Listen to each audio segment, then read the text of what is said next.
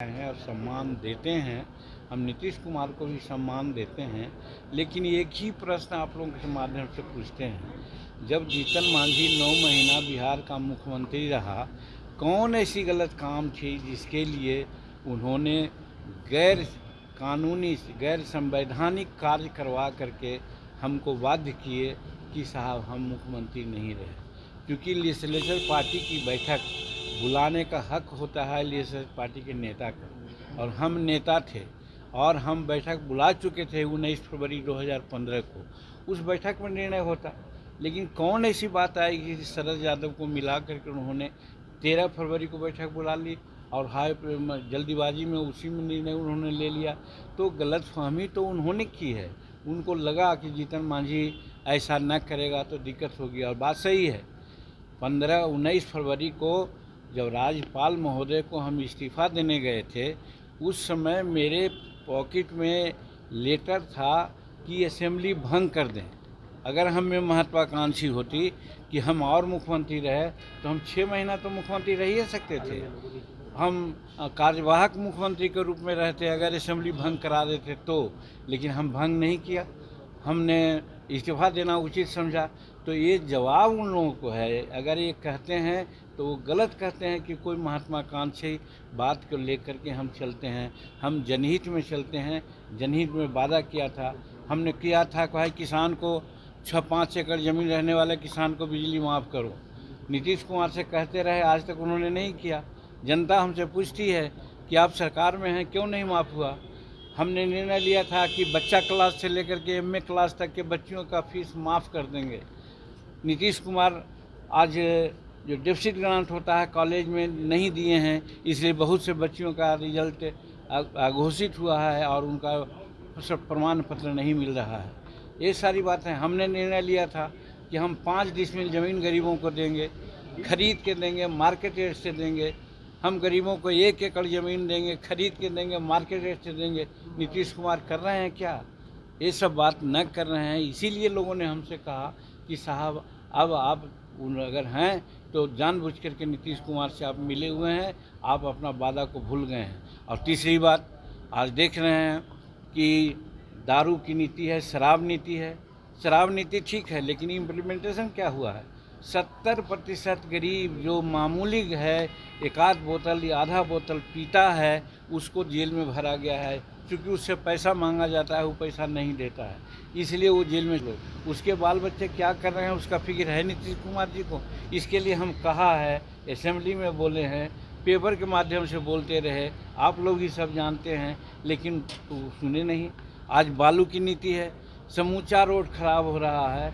जहाँ 20 टन ले जाना है 60 टन ले जा रहे हैं। और वैसा नदी जिसका बेड था अगर 1 फीट गहरा और जिसमें पानी आता था तो खेतों में जाता था, आज वो 3 फीट गड्ढा हो गया। अब 2 फीट भी पानी आएगा तो उसमें नहीं जाएगा।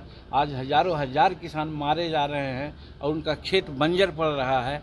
इस माने में भी खास करके हमारे इमामगंज डुमरिया बांके बाज़ार में हो रहा है। हम मना किया, हम निर्णय उनसे अनुरोध किया कि आप बालू उठाओ, बंद कराइए, लेकिन उन्होंने बंद नहीं कराया। तो आखिर हम भी जनता के लिए किया है, जनहित में किया है, महत्वाकांक्षी के लिए कुछ नहीं किया है। और फिर पुनः दोहराते हैं कि अगर महत्वाकांक्षी जीतन मांझी में रहता तो 19 फरवरी को रिजाइन नहीं करता, वो असेंबली को भंग कर देता। संतोष सुमन ने कल प्रेस कॉन्फ्रेंस में कहा कि लेकिन कल ललन सिंह का बयान आया कि छोटी दुकान का क्या फायदा। देखिए, हम उनका सम्मान करते हैं। उनका जो भी इरादा रहा हो कहने का, हमको उससे कोई मतलब नहीं। लेकिन दुनिया के लोग कह रहे हैं, और साधारणतया ये अर्थ भी लगाया जा सकता है कि दुकान का मतलब होता है खरीद फोक्त। तो वो माफ़ करेंगे, खरीद फोक्त में वो लोग विश्वास करते हैं और यही किया है वो लोग। हम लोग कभी खरीद फोक्त की बात नहीं की है। हमारी दुकान ये नहीं रही है। हम जनता के हित में जब मुख्यमंत्री के रूप में 34 निर्णय लिए थे, उसी को इम्प्लीमेंट कराने के लिए हमने हिंदुस्तानी अवाम मोर्चा सेकुलर का गठन किया और उन्हीं निर्णयों को इम्प्लीमेंट कराने के लिए पार्टी का हम लोग निर्माण कर के काम करते रहे, नीतीश कुमार का समर्थन किया। लेकिन अब पानी नाक से ऊपर चढ़ गया था। यानी जो भी निर्णय हमारे थे उन सब निर्णय को तोड़ मरोड़ करके नीतीश कुमार या तो हाफ हैजर्डली इम्प्लीमेंट किया या तो नहीं किया। इसके लिए हमको जनता का जवाब देना पड़ रहा था और जनता हमारे जो कार्यकर्ता लोग हैं, चाहे नेशनल काउंसिल में बैठक किया हो या कोर कमेटी की बैठक किया था, सब में जनता ने हमको इजाज़त दिया कि अब नीतीश कुमार के साथ आपको नहीं रहना है। और ख़ास करके मर्ज करने का जो प्रस्ताव आया था कि पार्टी में मर्ज कर जाइए, तो ये हम लोगों को गवारा नहीं था। इसलिए आज हमारे लोग जब इस्तीफ़ा संतोष कुमार दिए हैं और ये निर्णय हुआ है कि हम किसी पार्टी में मर्ज नहीं करेंगे और हमारी पार्टी इंडिपेंडेंट हो करके काम करेगी, चाहे चुनाव का मामला हो या संघर्ष का मामला हो। और इसके लिए हमारे लोग आज जुबिलियंट हैं, आज फटाका फोड़ रहे हैं कि मांझी जी ने अच्छा निर्णय लिया है। क्या अगले चुनाव लड़ेंगे सर?